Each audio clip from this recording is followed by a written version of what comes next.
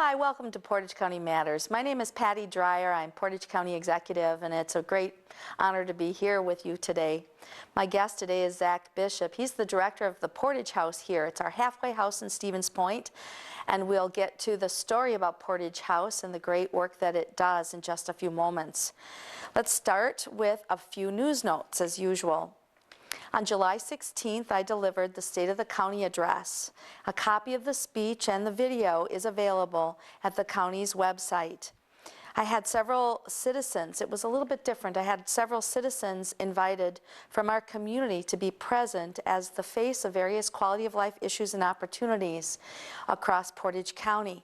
Some of the topics highlighted in the speech include water and groundwater, transportation, preservation of our history and culture, health and wellness, local food, attracting and retaining young professionals as a key for economic development in our future, restorative justice, and full public access and participation in guiding government.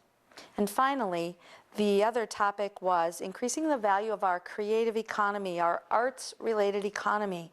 Indeed, our State of the County is vibrant, as I'd reported there, and we'll work together to keep it that way. Things are certainly looking up for Portage County as economic development is on the rise, I'm happy to say. Last night was the Skyward celebration in our community, and what a phenomenal evening it was for all of us. It was a celebration not just for our local businesses and local community members, but for our whole state, and it was truly a day I'll never forget. Skyward stays and will build their world headquarters here in Stevens Point in the Portage County Business Park on the east side of I-39, and that will create hundreds and hundreds of jobs right here in Portage County and central Wisconsin. I met people last night from all across the state who had come to join the celebration and to really put out their whole sense of the importance of what we achieved together. I had also a great honor and privilege to speak at the event, and I wanted to share a very short excerpt of that speech. Here's how it went.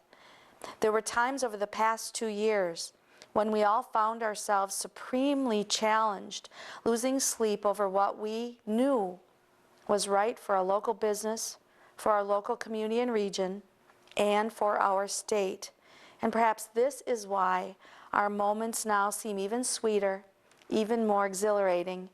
We stand here today sharing in a celebration brought about because people all across our community and state came together in the name of what was right. And our final call was heard and answered. So I want to thank those of you who are viewing this show, who helped to send letters, to connect with people in schools across the state, to rally the troops around this issue, as it was incredibly important for our future, not just for Skyward and all of its employees and the growth of that company, but for our entire region. It truly was a gift to the whole state of Wisconsin, what we all came together and achieved. It will benefit children, families, and communities across our state for decades to come.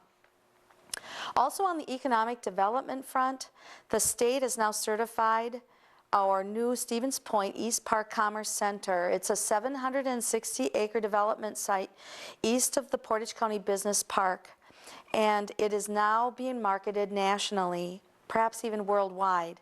Mayor Halverson and his staff have been the leaders on this project, and so they are the ones to get the credit on really visioning this and moving it forward. It's been a couple of years of extra effort on their part, and like I said, their vision to make it happen. Timed with all of this is, I think it would be appropriate to share a memo, if I can find it here in my package of papers, a memo that I received this morning from a citizen in the town of Dewey that actually happens to be the chair of the town of Dewey, Maurice King. And he attended the Skyward celebration and had commented not just on the celebration itself, but also on East Park Commerce Center and other economic development initiatives in our area. And I just wanted to have permission to share an excerpt of his email that I received this morning. Here's how it goes. From Maury. I had the opportunity yesterday to attend the Skyward celebration. What a great day for everyone at Skyward, the community of Stevens Point, the community of Portage County, and the state of Wisconsin. I know that we have had past conversations about the need for us to grow job opportunities in Stevens Point and Portage County. I want to express my appreciation to the both of you for all your efforts to help keep Skyward in our community, and for all the other things that you are doing to help businesses that want to move to our area and or expand their current businesses. With the new business park and other things that are being done, our community is definitely headed in the right direction, and it is because of the leadership of both of you. Last night I told my wife and son that what excited me most about the Skyward celebration was knowing that because of the growth opportunities and jobs that will come with this company's growth and the signal that it sends to others that Stevens Point and Portage County are a great place to do business, that we will provide opportunities for my grandchildren to get a good job right here in our community. Again, thank you to both of you for your leadership and hard work. It is appreciated. So Maury, thank you for allowing me to share that message this morning. I know I sent a note across the wire to him right away, giving the mayor credit on the vision of the East Park Commerce Center, but the fact that we are working together on economic development for our community is truly, the wave of the future. And this is what's at least a significant part of us continuing to boost our job opportunities and the vibrancy of our community here in Portage County. So anyway, great work together. On other news, just a couple of other notes. Our budget for 2014, the process of getting that budget together is underway now. We have a long way to go to put a budget together, a balanced budget together, as we always do, because we have a shortfall of about $1 million. It has to do with how our levy caps work and so on. This is not a one-year challenge, but a general trend that we'll have to continue to work on and work through over the years ahead. But you will hear more about the details of the budget challenge next month on the Portage County Matters show, so I hope you'll tune in. Next week are the budget hearings beginning with all of our departments, and so I'll have a lot more information to share next month. The Space and Properties Committee of the county is now meeting more frequently, I'm very happy to say, to work through a physical space plan for all county facilities and operations. It's a long-range plan, and we will consider space needs not just for what we need today, but what we will need for tomorrow. So it's a priority. I'm glad that the process is well underway now as part of our overall strategic planning effort. Another news note, after a national search and screen process, I have appointed Cindy Petrusky to be our new director of our Aging and Disability Resource Center. This appointment, like all county executive appointments, is of course still subject to confirmation by the county board, and it's on the county's agenda, county board agenda for August 20th. Cindy is currently our interim ADRC director and has been the assistant director at the center for 4 years plus. She's earned her bachelor's degree from UW Stevens Point with a double major in psychology and communications. Prior to working at the ADRC, she was the executive director at the Epilepsy Foundation of Central and Northeast Wisconsin, and that was a post that she held for 8 years. And prior to that, she also had served as the director of operations for St. Vincent de Paul and Plover. She's definitely well aware of the needs and the opportunities before us, knows the people, knows the issues, and will have an open mind and an open ear to continue to help us all work through together the issues that continue to face us all, especially as our aging population grows. Cindy resides in Stevens Point with her husband, Paul, and I know that our ADRC director, Janet Zander, was indeed a great part of helping us have the top ADRC in the state. But Cindy Petresky's also had a great role in that, and under Cindy's leadership, I am confident that we're going to be well positioned to keep it that way, to keep on the leading edge of working beside and for people with developmental and physical disabilities. Cindy's committed her whole life to that, and she really puts her whole heart into it. She's an exceptionally passionate person, but she has such well-developed skills, solid management, planning, and budgeting skills too, which will be critical to that position. So I'm looking forward to partnering with Cindy, as we have been for some time now, but continuing now as she fulfills the directorship role to take this very important mission forward. And that does it for my news today for Portage County Matters. And now I think the great part of the show is digging down into issues, meeting people, finding out about what's going on in Portage County and how are we leading the way on various kinds of issues. Restorative justice and setting people on their way with a better walk in life after they've gotten in trouble with the law is part of really truly what we have also committed ourselves to. And Zach Bishop, as director of Portage House, our halfway house in Stevens Point, you are a big part of that story, so welcome. Thank you. Thank you for having me. Yeah, so tell us about you first, and then also transition right into Portage House, because I think your story and Portage House stories are both very much intertwined. Yeah, I'm from Portage County. I was born and raised here. I went to school here. I graduated from SPASH and then went on to UWSP, where I got my bachelor's degree in psychology.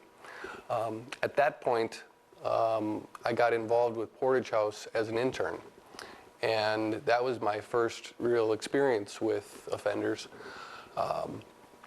And I realized that it was a good fit. It was a good fit for me. I really bought into the mission of trying to help people who have made poor choices and hold them accountable, but still help them reach for that next rung. Because this is my home, and these people who go to jail are going to get out, it makes sense that we give them the best opportunity to be successful. It's good for them, it's good for the community. I think that it goes hand in hand, and it makes sense. So it was a good fit. I'm very impressed with the program and what Portage House is trying to do. We are excited for you in this leadership role. I mean, you've been director at the Portage House now for, I've been involved with Portage House about 15 years, and I've been the director around 7, I think. It's just great. And again, we know people make poor choices. There are various kinds of reasons that happens. And they are members of our community, our local, our regional community, and so on. And what we do through Portage House then is we dedicate time, skills, staff support, case management to getting them off on a better track in their lives by helping them face straight on the issues that put them there in the first place. That's right, that's right. Mm-hmm. And let me just back up a little bit and talk about kind of what Portage House is, and then what we're trying to do. It is now a 12-bed correctional halfway house for adult men on probation or parole or supervision through the Department of Corrections. Many of the clients that we see are in the sort of traditional halfway house. They are from prison and they come to a halfway house, and they do what they need to do to successfully transition back into the community. Another portion of our clients are individuals who are on supervision in the community, but they have violated their rules in some way, shape, or form.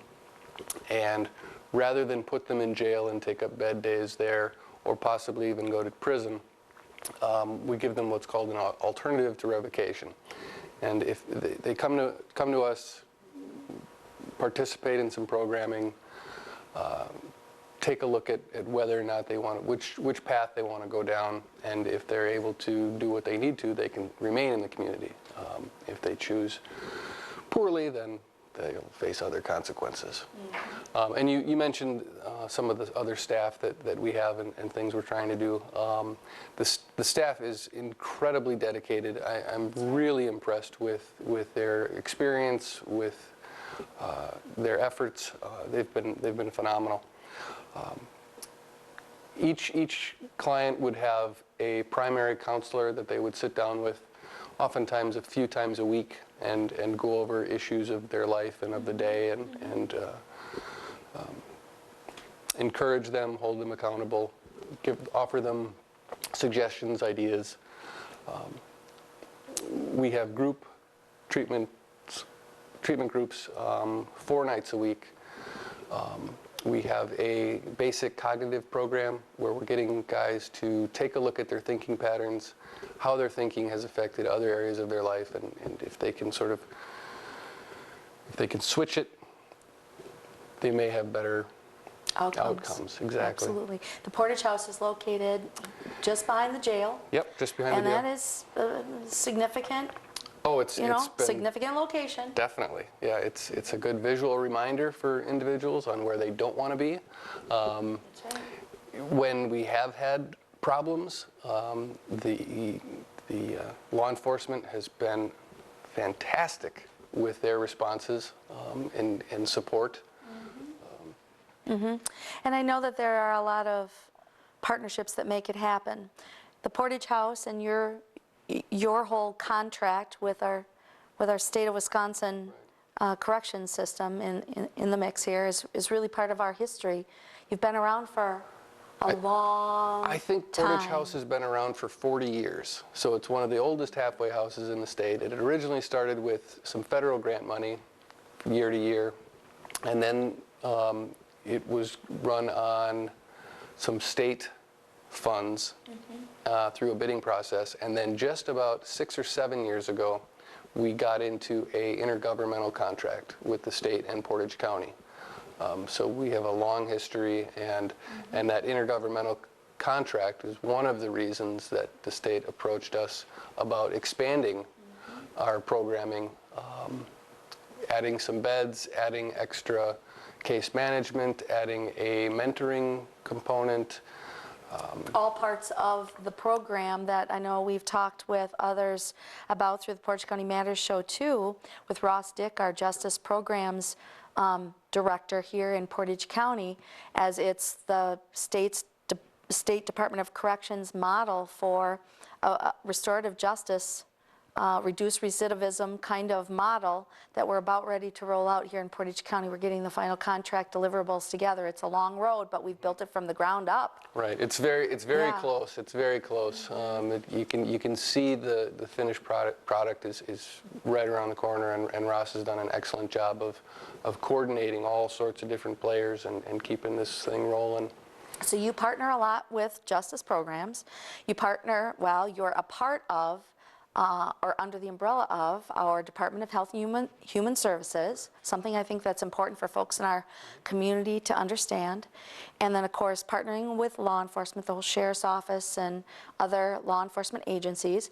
But the other part I think that lots of folks may not know is how important it is that we also partner on mental health services and other substance abuse counseling kinds of things, and all sorts of other aspects. These are some of the factors that kind of contribute, right, or do contribute quite significantly to the fact that people have gotten themselves in some hot water in their lives pretty significantly, and have negatively affected other people's lives or other communities. You know what I mean? Absolutely. Yeah, you're right. Alcohol and drug issues are a major problem. Mental health issues is something that we deal with pretty regularly. And again, you mentioned that we're under the umbrella of Human Services. Having that connection makes it that much quicker to get the help and support for these individuals. We have substance abuse counselors who come and run a group at Portage House who are involved with Health and Human Services. Social workers are available if that is a need. So, Zach, how many staff members did you say are at Portage House right now? We have 5 full-time people, and then typically about 4 or 5 weekend relief staff.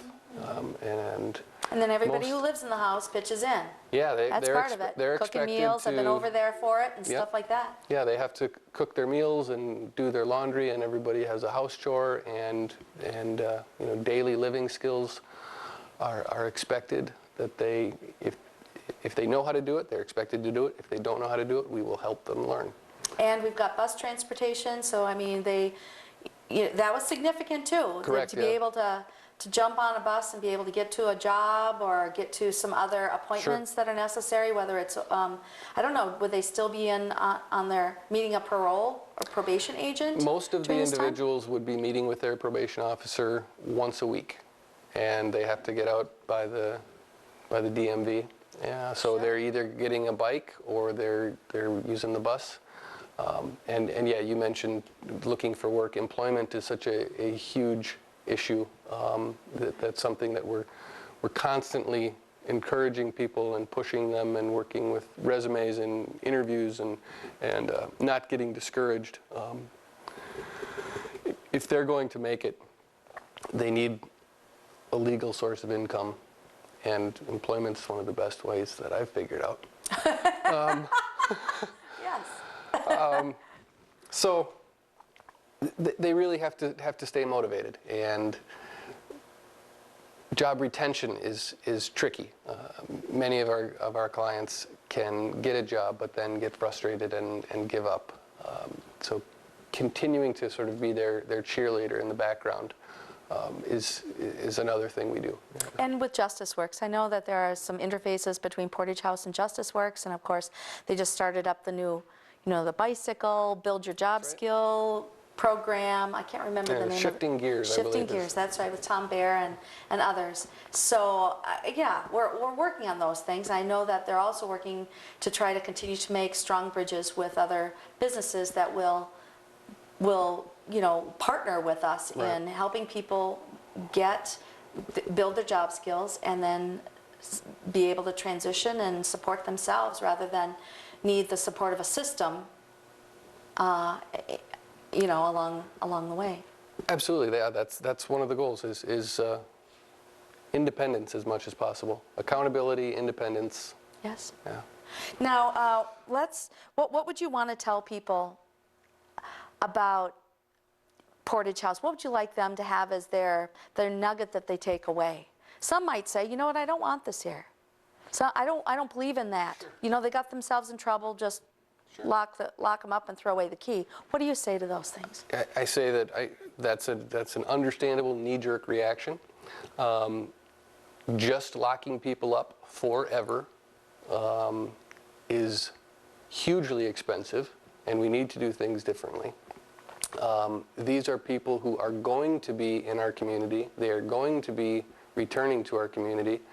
It makes a lot of sense for them individually that we do what we can to give them the best chance to succeed so they do not commit any new crimes, any new victims.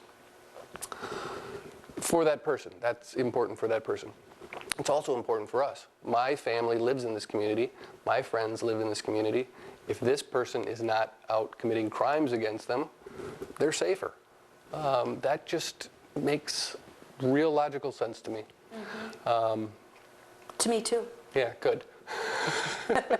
When we're looking at the future of a corrections center in Portage County, we're looking more broadly at it. Sure. Now, as I had mentioned on the show last time, not just about the jail and secure detention kinds of facilities, but about the transitional facilities. And really that's what a halfway house is.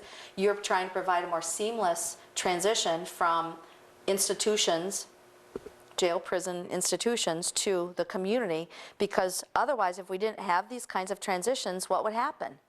They come with no clothes, no source of income, no skills, or they've lost them, or need work on various kinds of things that'll have to be lifted up and to be, again, held accountable So we're trying to reduce recidivism, and you're using evidence-based programs Correct. Yeah, like Thinking for a Change, which is one of the cognitive behavioral therapy kinds of programs that the National Institute of Corrections has said this is one of the proven curriculums. I mean, we're talking Yeah, real you've nailed it. serious programs and efficacy. We're not talking little fluffy counseling here. Right. Oh, yeah. Yeah. I think that's just critical for folks to understand. So what do you need? You know, if somebody wanted to say, I want to support this kind of effort, what would be one of the ways that they could support it? Well, at various times we've had volunteers. We've had volunteers come down and just donate time. We've had people who have helped clients with resumes or taken them out and done something socially. We're social creatures, and we need people in our life, and we need good people in our life. And they can also call Justice Works and see if they can volunteer there to be a mentor. That's true. Yeah, and I know that mentorship will be part of our new Department of Corrections program, and it's something that we've been working on. It just becomes a formal element in this program as well. Whenever people volunteer, I think it's important for others to know that lots of background checks are done and so on and so forth, and that we have appropriate training and accountability of the volunteers too, and certain boundaries that are set in all of that. That's yes, really there important for is folks to know. Sorry for interrupting. There is a period of training that goes into it. We're not going to just throw somebody at it and say, do what needs to be done. There's a fair amount of training, correct? Right. So is there anything else that we should touch on today? I just want to give you an opportunity to... Nothing else really comes to mind if I'm... We've got the 12 beds. Yep. Yes. And we used to have Well, we used to have 10. We used to have 10. and So we just added 2 more. with the state program, and I think that is key. And we're going to be launching the new Portage House Community and Residential Services Program. That's the new State Department of Corrections model out of Portage House. When they're in a residential program, they're there, and then they're in the community part, they're out in the community. And so you'll have some people from outside living in their homes, wherever they are, and others that are living right at Portage House, and those groups together, qualified individuals that go through an intake process, that go through appropriate screening, that go through case management, very close case management, receive various specific programs, evidence-based programs, and therapies, and so on, will now then be tracked over time, and we're going to be measuring and evaluating recidivism rates, that is the return to jail, or to the system again, I guess I should say better, because they've gotten back in trouble again versus stayed clean.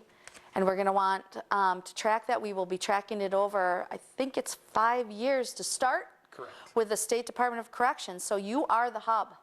You're the hub of this, and what we're doing is we're expanding that contract. And you're a key player, and we very, very much appreciate that leadership. Well, thank you. Yeah. Thank you. Well, I hope that folks will check it out. Let us know if you want to get involved in hiring some folks from Portage House and helping to mentor them in a workplace. We know that we have some other business mentors. I mentioned it in the State of the County speech. Business mentors who are putting folks under their wing and helping them stay out there and be more resilient as individuals and just be better, more productive citizens in our community. Next month, Zach, I have to say thank you very, very much to you and your staff. Keep up the great work. We're looking forward to how it's all going to go with the big model here. And next month, what we're going to do is we're going to interview Chief Deputy Contos and Denise Schultz, our Communications Center Manager, about joint dispatch. It's actually all consolidated by that point. Here we go. See you then. Thank you.